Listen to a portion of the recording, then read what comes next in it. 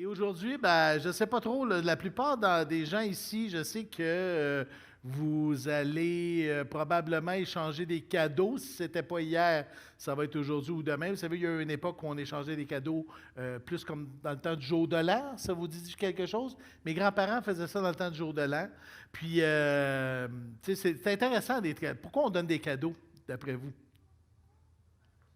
Ouais, faire plaisir parce qu'on veut exprimer notre amour, on veut exprimer notre appréciation. Oui, des fois, ça va un peu loin, on le sait, là, tout le côté mercantile de Noël, mais le fond de la chose, c'est de vouloir donner notre appréciation, de vouloir exprimer notre appréciation, exprimer notre amour. Et Noël, c'est l'occasion que Dieu a pris pour exprimer d'une façon, je dis tangible, là, c'est touchable, son amour envers nous. Puis c'est pour ça que ce matin, on s'en va dans l'Évangile de Jean. L'Évangile de Jean, c'est le seul évangile qui ne parle pas de la nativité, mais il y a Jean 1 qui nous amène dans les profondeurs de la nativité. Et on va voir justement des cadeaux. Vous aimez ça, déballer des cadeaux? On va déballer 3 cadeaux aujourd'hui. 3 cadeaux à travers Jean 1 qui vont nous aider à comprendre tous les effets de l'incarnation. Vous savez ce que ça veut dire, l'incarnation? Ça veut dire que Dieu se fait chair, il se fait homme. Jésus, c'était un homme, on pouvait et on pourra le toucher, et ça a des effets. Le fait que Dieu se fait homme, c'est des cadeaux qu'on va déballer ce matin. Dieu parmi nous, Emmanuel. Et si je résumais l'exposé ce matin, je dirais, l'incarnation nous déballe 3 des plus grands mystères de l'univers. Et quand je parle de mystère, je parle de quelque chose qu'on va déballer. Et savez-vous quoi? Il y a de quoi célébrer Noël. Wouh! Je vais prier et Julie va nous lire le texte de ce matin dans la parole de Dieu. Prions. Seigneur Jésus, et ce matin, on veut s'approcher de toi parce que tu es vivant, parce que tu es toujours là, tu nous entends, tu intercèdes même pour nous. Ce matin, on veut célébrer, on veut déballer ces vérités que ta parole nous expose. Ouvre notre cœur, même si certains sont fatigués, ce matin, pour qu'on puisse célébrer toute la beauté et la grandeur de l'incarnation. Oui, Jésus, c'est en ton nom que nous te prions. Amen.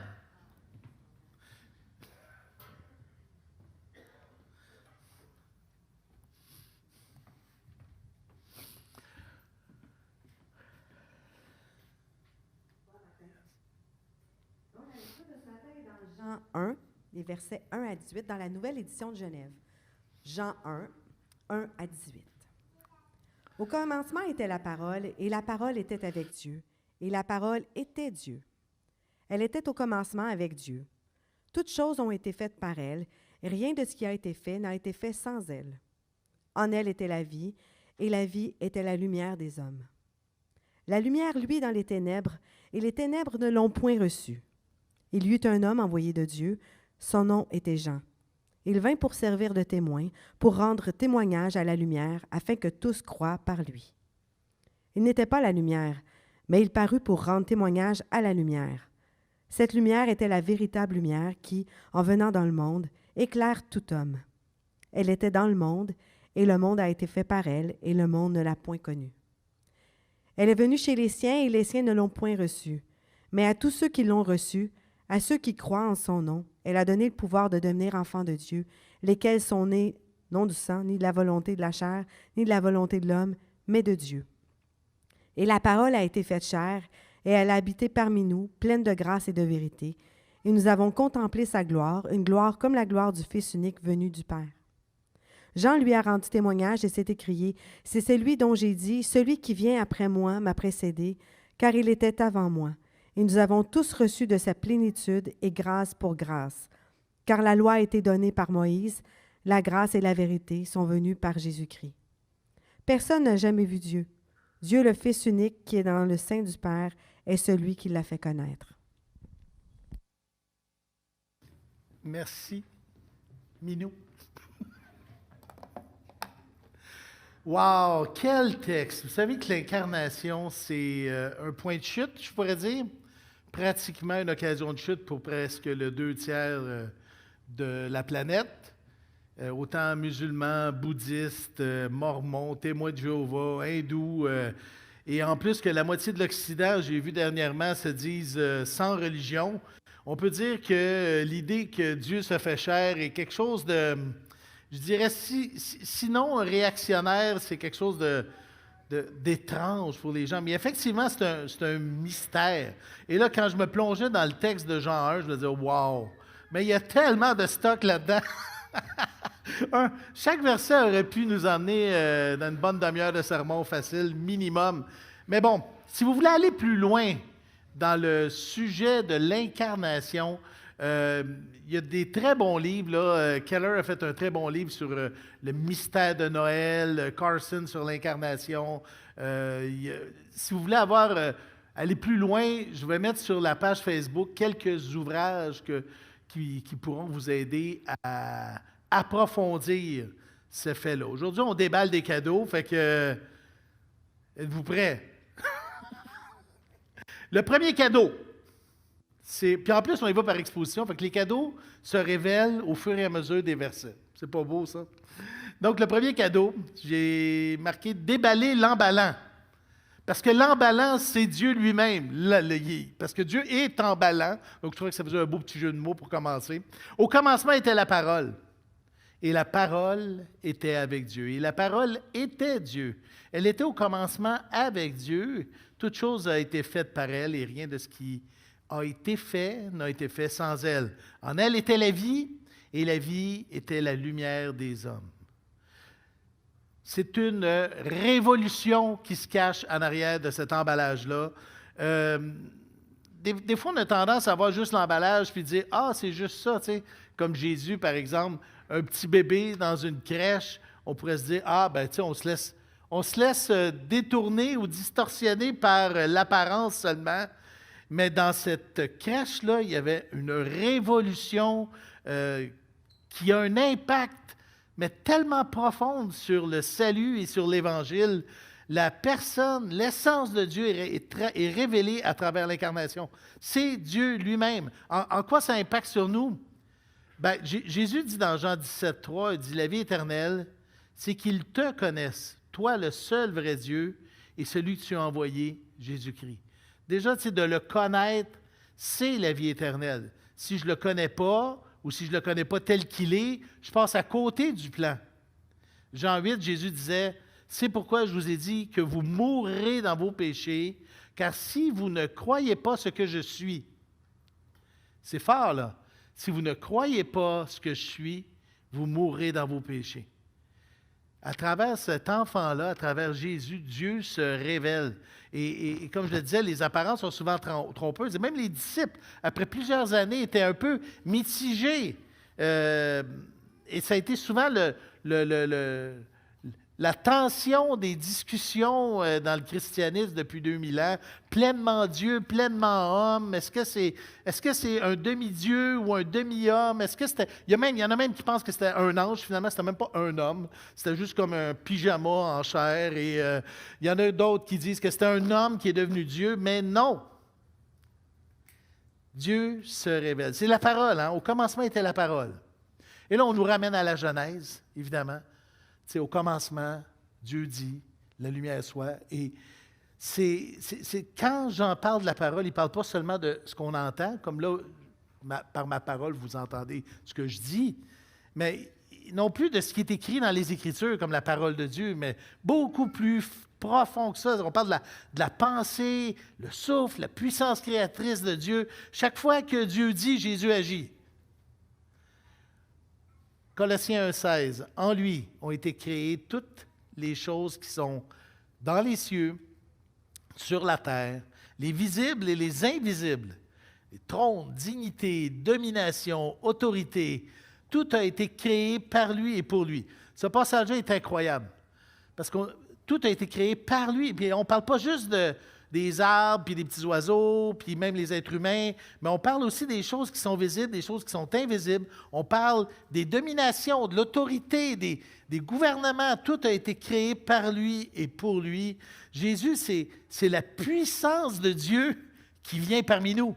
C'est la parole de Dieu, la pensée de Dieu qui habite avec nous. C'est tout ce qui fait le pont entre l'homme et le Père. C'est lui la voix. La voix de Dieu. La voix qu'Élie entendait, la nuée que les Israélites ont vue, le buisson ardent que Moïse discutait avec l'ange de l'Éternel. C'est Jésus. Jésus, c'est l'expression de Dieu.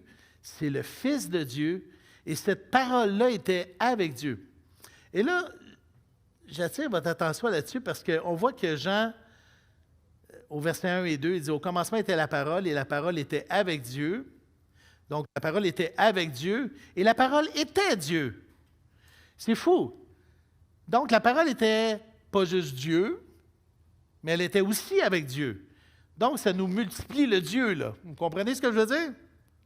Pour nous, les Occidentaux chrétiens, souvent, ça fait partie un peu de notre culture, cette idée-là d'avoir un Dieu en plusieurs personnes. Mais il y a vraiment une révolution, là. Il était Dieu, il était avec Dieu. Wow! Et même Jean prend la peine de le répéter au verset 2. Elle était au commencement avec Dieu. Et là, tout devient clair. Quand on dit, par exemple, quand Dieu dit dans Ésaïe 44, 6, « Ainsi parle l'Éternel, le roi d'Israël, et son Rédempteur. L'Éternel des armées. Je suis le premier et je suis le dernier, et hors de moi, il n'y a point de Dieu. » Non. Hors de lui, il n'y a point de Dieu. C'est un déballage révolutionnaire. C'est Dieu qui se fait homme. Ça révolutionne nos prières. Ça révolutionne notre espérance. On ne parle pas d'une logique, là. Parce que bonne chance si vous arrivez à me l'expliquer. Il y a toutes sortes d'images. C'est comme l'eau, solide, liquide, glacée. Oubliez ça, là. Là, c'est essayer de mettre dans une canne un Dieu ultra impossible à comprendre pour un homme, là. C'est quelque chose de spirituel, par la foi.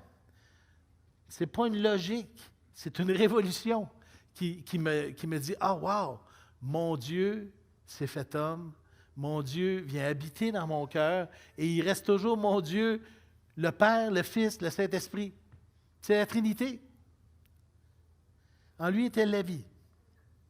Encore là, on a l'impression que la vie est quelque chose d'autonome. Tu sais, on dit « Ah, je lance ça à l'univers, à la vie. » Tu sais, on entend ces expressions-là des fois. Là, tu sais, « Ah, qu'est-ce que tu fais 2023? C'est quoi tes projets? Ah, je vais lancer ça à la vie. » Et non, la vie, c'est une personne.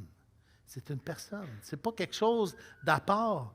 On nous le présente comme la partie intégrante de Jésus. En lui était la vie. Même Jésus lui-même, dans Jean 14,6, dit « Jésus, je suis le chemin, je suis la vérité et je suis la vie. » Des concepts qu'on aurait pensé qui étaient extérieurs à une personne. Mais c'est Jésus. Nul ne vient au Père que par lui.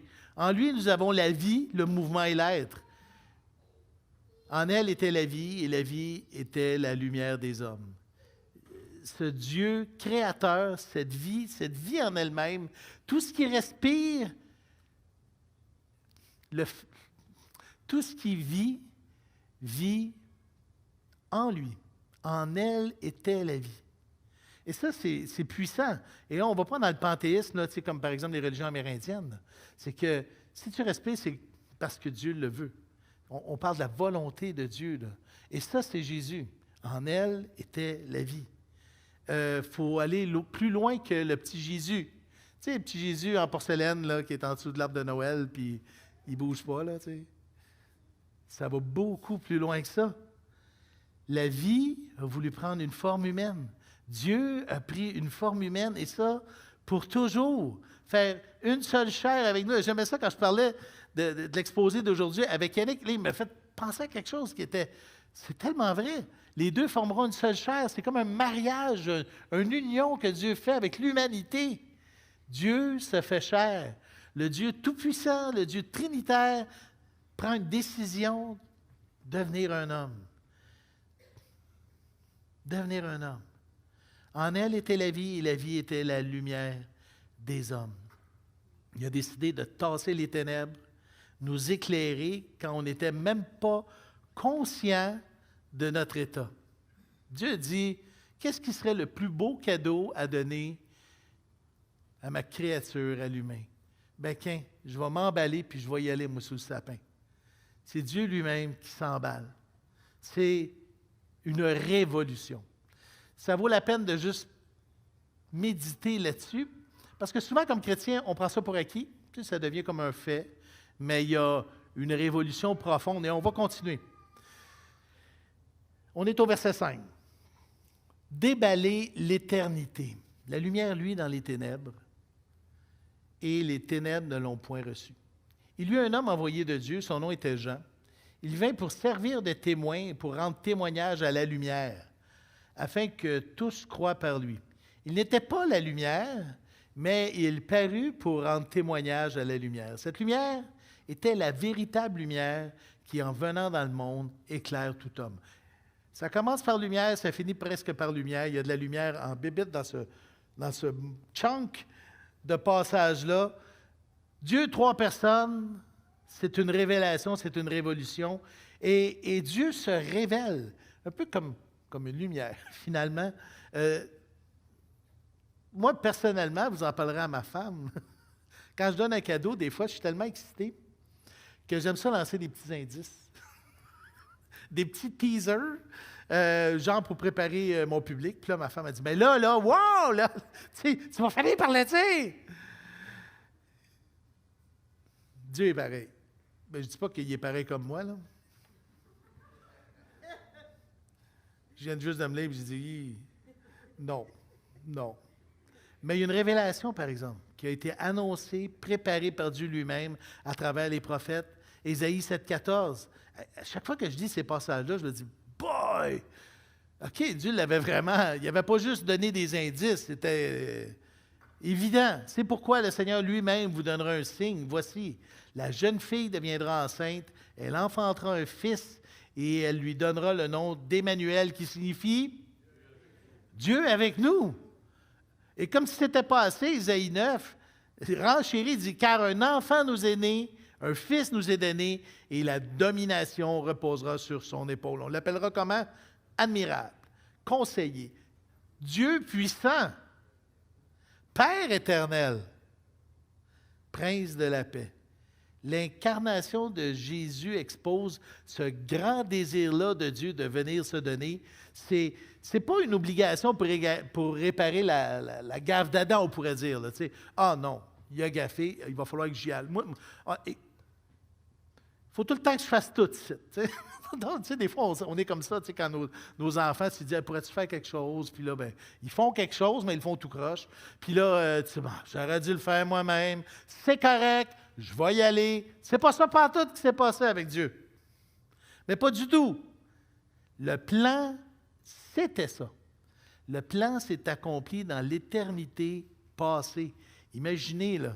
L'éternité future, c'est assez facile à imaginer, là, dans le genre qu'on fait juste dire que c'est comme une route qui finit plus. Fait que bon, ça finit plus. C'est éternel. Mais l'éternité passée, c'est autre chose. Un petit peu plus compliqué dans le concept. Là. Nous, on a une date de début, mais Dieu n'en avait pas.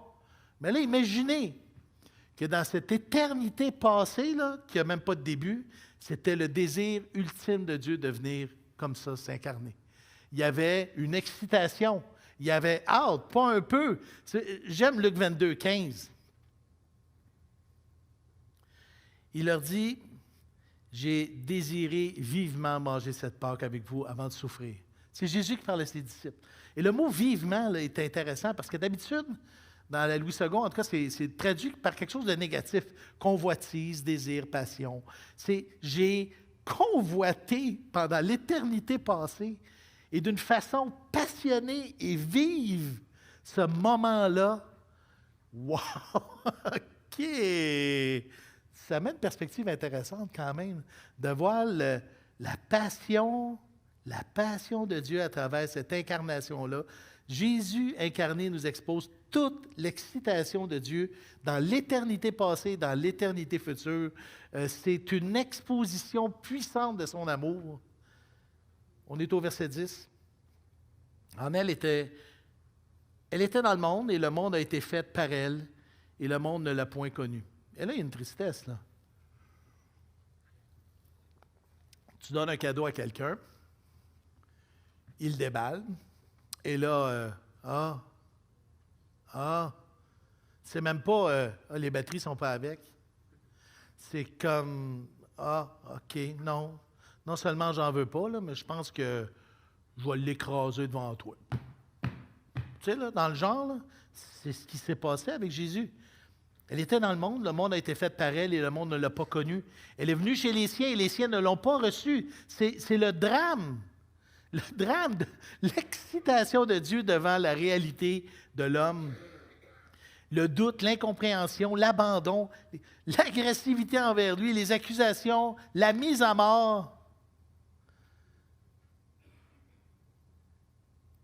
Jésus dit dans Jean 3, verset 20, il dit « Quiconque fait le mal est la lumière. » Il haït la lumière. Il ne vient pas à la lumière de peur que ses œuvres ne soient dévoilées. Et la seule image que j'avais de ça, c'est quand j'ai regardé en arrière de la porte de mon studio. Ça faisait longtemps que je n'avais pas fait le ménage. Et quand j'ai mis la flashlight là, c'était pas beau tout de suite. Il y en avait épais de la poussière. Non seulement, et c'est Piper qui disait ça par rapport à ce passage-là qu'on voit aujourd'hui, non seulement l'humanité court pas après un peu plus de lumière, mais elle veut s'enfoncer encore plus dans les ténèbres. Et là, on arrive dans une image où c'est comme si, tu sais, mettons, là, t'es dans les ténèbres totales, là, rien, là. Puis là, tout d'un coup, tu es devant le soleil, ébloui, et tu dis, non, j'en veux pas de ça. Ça expose autant l'intensité de son amour que l'intensité de notre perdition. Jésus vient faire une seule chair avec nous, comme ce mariage-là, pour se prendre une épouse, qui est l'Église.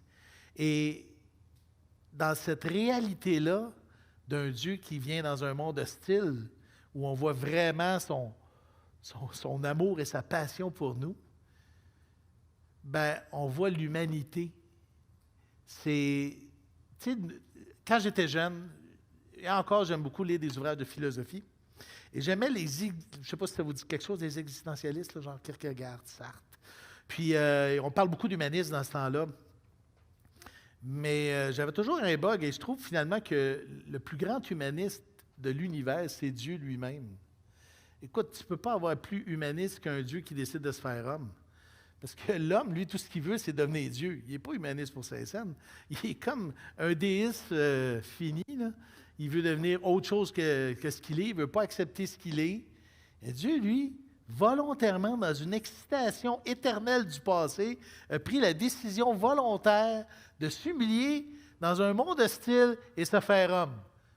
C'est ça l'incarnation. C'est juste, wow! Ça nous fait déballer une éternité qui était totalement inconnue avant ça. Évidemment, aujourd'hui, on a plein d'indices, mais on sait pourquoi. Cette incarnation-là était encore plus grande même que ce qui semblait être. Ce n'est pas juste Dieu qui décide de venir prendre une marche sur la terre parmi les hommes, guérir une couple de personnes, puis après ça, mourir. C'est Dieu qui vient prendre la place de l'humanité, qui prend la décision dans cette Trinité-là d'absorber en tant qu'homme toute la colère de Dieu. Oui, d'un côté, l'être humain n'a jamais été capable de réaliser toutes les exigences de Dieu. Et Dieu, lui-même, en se faisant homme, est venu lui-même. Hébreux 10, c'est en vertu de cette volonté que nous sommes sanctifiés par l'offrande du corps de Jésus, une fois pour toutes. Par son sang, qui est la vie, il a le pouvoir d'effacer tous les péchés. Et ça, on le sait déjà, mais c'est par l'incarnation que ça a pu arriver. Par l'incarnation.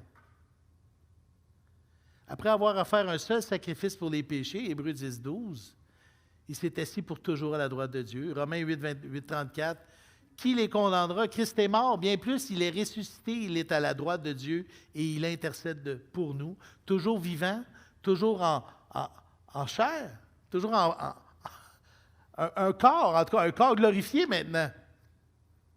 Il intercède pour nous avec son corps pour chacun de nous.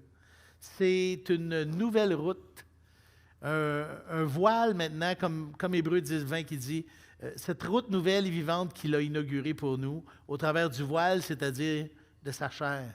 Il s'est identifié intimement à nous pour que nous, on puisse maintenant s'identifier à lui, qu'on puisse se donner à lui. Le chemin est ouvert. Il a pris la colère en tant qu'un homme, qu'un vrai homme, et il est ressuscité. Amen! Moi, quand je lis ça, à chaque fois, je me dis tout le temps, j'ai hâte de voir Jésus, de le voir. J'ai hâte de faire la ligne pour y faire un gros câlin, un gros hug. Tu sais, il va être là en chair et en os, en gloire. On va voir ses marques. On va voir toute l'ampleur de ces instants où lui a passé à prier pour nous, à intercéder pour nous, à nous protéger toujours à la droite de Dieu en plaidant notre cause. Et comme Étienne, dans Acte 7, 55, Étienne, rempli du Saint-Esprit, fixant les regards vers le ciel, juste avant de mourir, vit la gloire de Dieu et Jésus debout à la droite de Dieu, prêt à accueillir Étienne. Wow! C'est des images puissantes de l'incarnation, là. Il n'a pas vu un flou. Il a vu le Fils de l'homme à la droite de Dieu, comme Jean dans l'Apocalypse. Effrayant, mais réconfortant. Le dernier cadeau qu'on déballe dans Jean 1, on déballe la personne de Dieu, le Dieu trinitaire, on déballe l'amour de Dieu, le plan de Dieu, et on déballe la gloire de Dieu. Toute la gloire de Dieu. Jean 1, verset 14. Et la parole a été faite chair, et elle a habité parmi nous, pleine de grâce et de vérité. Et nous avons contemplé sa gloire, une gloire comme la gloire. OK, c'est quoi le mot-clé ici? Sa gloire, une gloire comme la gloire du Fils unique venu du Père. La gloire. On déballe la gloire. Quand je regarde l'incarnation, je déballe la gloire de Dieu. Qu'est-ce que la gloire? Le mot grec, c'est doxa. Un mot compliqué quand même, là, qui ne veut pas simplement dire éclat, mais comme révéler toute la splendeur de quelque chose, comme le soleil et tout son éclat, mais en même temps, il y a la chaleur, il y a les caractéristiques. Fait que ça va plus loin que juste un reflet, là, tu sais. C'est pas comme la lune qui reflète le soleil, c'est comme le soleil qu'on voit, là, tu sais. Fait que ça va plus loin qu'un simple reflet. Et quand je déballe l'incarnation et que je regarde Jésus, je déballe toute la gloire de Dieu. Quand les anges dans le ciel, dans Isaïe, chapitre 6, verset 3, crient l'un à l'autre, ils disent « Saint, Saint, Saint est l'Éternel des armées ». On dit « Toute la terre est pleine de sa gloire ». On ne parle pas de la sainteté de Dieu, on parle de la gloire de Dieu parce que la gloire, c'est le reflet de sa sainteté.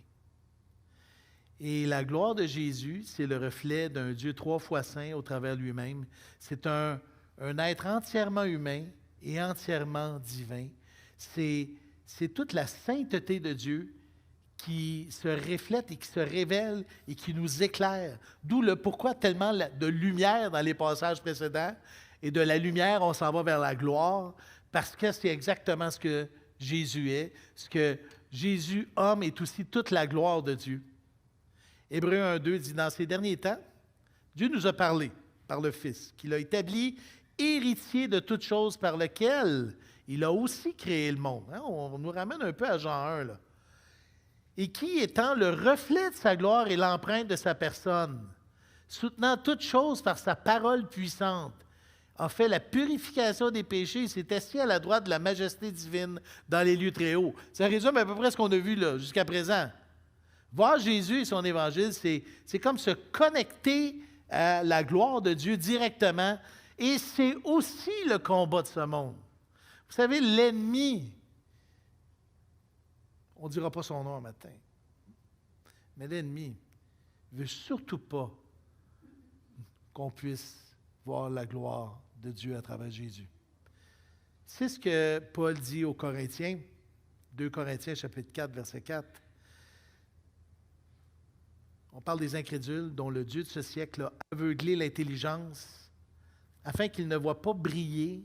Et écoutez ça, qu'ils ne voient pas briller la quoi? La splendeur de l'évangile de la gloire de Christ. Ça, c'est capoté, là. La splendeur de l'évangile. Bon, ça, jusque-là, ça va. Mais c'est l'évangile, on le qualifie comment? De la gloire de Christ qui est l'image de Dieu. Pas d'incarnation, pas d'évangile. C'est pas compliqué. Il fallait absolument que Dieu se fasse homme pour que l'Évangile prenne tout son punch. On ne pouvait pas passer par un autre chemin. C'était le seul chemin à passer. C'était toute la gloire du plan de Dieu à travers un homme, à travers Jésus. Voir Jésus, c'est voir Dieu. Parler à Jésus, c'est parler à Dieu. Sans se laisser distraire par son apparence terrestre, un peu comme Philippe, là, Jean 14, 9, qui dit, il y a si longtemps que je suis avec vous, tu ne m'as pas connu, Philippe. Celui qui m'a vu a vu le Père. Comment dis-tu, montre-nous le Père? Moïse, fais-moi voir ta gloire. Vous avez déjà entendu. J'aime beaucoup cette histoire-là. Je la ramène souvent dans les exposés parce que c'est une... Bon, tu as un Moïse qui commence à filer un peu insécure. Là, le monde était vraiment agressif avec lui. Hein, les Israélites, là, on le voit dans Exode. Là, ça commence et c'est pas fini. Là, et là, il y a besoin de réconfort. Il y a besoin d'un ancrage d'adoration. Il lui dit, fais-moi voir ta gloire. L'Éternel répondit, je ferai passer devant toi toute ma bonté. Je proclamerai devant toi le nom de l'Éternel. Je fais grâce à qui je fais grâce et miséricorde à qui je fais miséricorde. L'Éternel dit, tu ne pourras pas voir ma face car l'homme ne peut me voir et vivre. Mais finalement, sur une montagne, 1000 et quelques années plus tard, Jésus est avec ses disciples. Et c'est touchant. Dieu a répondu à sa prière d'une certaine façon. Jésus est sur la montagne et là, tout d'un coup, son visage change. C'est un miracle. Là. Il y a encore une fois un côté mystérieux là-dedans. On parle de la transfiguration, où on voit tout d'un coup un Christ glorieux. Hein, la gloire, là, les disciples ne savent plus quoi faire, ne savent plus quoi dire. Pierre, un pied dans la bouche un peu. Et qui est là? 2 hommes s'entretiennent avec Jésus. C'était Moïse et Élie qui apparaissent dans la gloire, parlant de son départ qu'il allait accomplir à Jérusalem. Déballer Jésus, c'est déballer toute la sainteté glorieuse de Dieu dans ce corps-là. C'est une gloire généreuse pour nous parce que, comme lui est ressuscité, nous aussi, on va ressusciter. C'est la prémisse, c'est le premier qui nous montre un peu où est-ce qu'on s'en va quand on donne notre vie à Jésus. Si on va dans Colossiens, chapitre 1, verset 27, Dieu a voulu faire connaître quelle est la glorieuse richesse de ce mystère parmi nous. Hein? Les païens, c'est tout le monde. Savoir Christ en vous, l'espérance de la gloire. C'est fou, hein? Christ dans un corps humain. Maintenant, là, on va plus loin, là. La Trinité, le plan, et là, on reçoit Christ par la foi. Christ vient faire sa maison, une maison de Dieu, et c'est l'espérance de cette gloire-là qu'on peut vivre aujourd'hui, dans le présent. Le verset 16 de notre passage dit, Jean 1, « Et nous avons tous reçu de sa plénitude, et grâce pour grâce. » Dieu est venu donner, donner et donner. Il était excité et avec une grande joie de donner. Donner ce qu'il avait, ce qu'il était. Dieu est allé jusqu'à se séparer de son Fils, où ce Fils sur la croix dit, « Mon Dieu, pourquoi me-tu abandonné? » Encore un grand mystère, là. Dans un Dieu trinitaire, c'est juste, tu sais, ils disent « mind-blowing » en anglais, là. C'est comme la tête, elle explose. Quand tu essaies de comprendre tout ça, il y a comme un moment donné, il faut dire, OK, on va juste arrêter d'espèce de faire aller à la moulinette dans la tête, puis on va juste dire, « Wow, Seigneur, tu es allé jusque-là par amour pour chacun de nous. » Tu sais, quand tu déballes un cadeau, là, Il n'y a rien de pire que de dire « Ah, je vais lire les instructions tout de suite. » Non, merci. C'est ça l'idée. La loi a été donnée par Moïse, la grâce et la vérité sont venues par Jésus-Christ. Je l'ai dit tantôt, la loi a été donnée par Moïse. L'incarnation nous expose aussi tout le drame humain, l'échec de l'humain, mais en même temps, toute la grâce de Dieu et toute la vérité que l'homme ne peut pas se sauver par lui-même, mais absolument pas. Absolument pas. C'est pas par le chant, le chant, c'est pas par le sang, c'est pas par la volonté de l'homme, mais c'est par l'Esprit de Dieu qu'on peut être sauvé. Les musiciens, l'équipe de louange, mon fils, ma femme, ma fille et les autres. C'est Noël! Non, j'aime le dernier. Le dernier verset vient résumer tout l'ensemble de l'œuvre. Le verset 18. Personne n'a jamais vu Dieu. Dieu, le Fils unique, qui est dans le sein du Père et celui qui l'a fait connaître. Ce Jésus emmailloté dans une crèche cette nuit de Noël-là nous déballe en grande pompe tout ce que Dieu a de meilleur pour l'humanité, pour toute sa création. Il nous déballe sa personne. Le fait d'avoir un homme qui est Dieu et avec Dieu, on nous révèle la vraie personne de Dieu qui nous amène vers le chemin, vers l'éternité. Ça nous révèle le plan de Dieu. Il fallait qu'un homme prenne la place de l'homme, que Dieu prenne la place des hommes pour pouvoir arriver à un salut et à l'Évangile complet. Ça nous révèle l'excitation, l'amour de Dieu. Ça nous révèle la gloire de Dieu à travers Jésus. On voit toute sa gloire. Je dirais sa gloire glorieuse. Fait que ça vient en rajouter encore plus au niveau de la gloire, là. C'est une gloire glorieuse. Le reflet tangible, touchable de sa bonté. Imaginez, là, prendre Dieu dans ses bras. Exposer Dieu. C'est exactement ce qui s'est passé ce jour de Noël-là. Et pas juste le jour de Noël, pas juste les 33 ans qui ont suivi, pas juste après la résurrection, mais pour l'éternité. Imaginez, là, la Trinité a subi une transformation ce jour-là.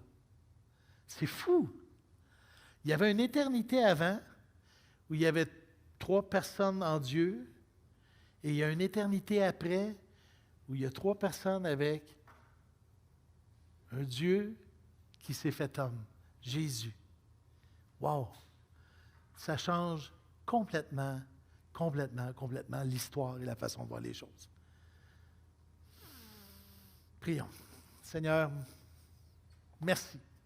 Merci Jésus de ce don, de cette révélation de ce que tu es pour ta Trinité, pour cette espérance qu'on a maintenant. Tu viens habiter dans nos cœurs, tu es toujours au ciel, tu es merveilleux, Jésus. Merci pour ta gloire, merci pour ton plan, merci pour ton merveilleux salut.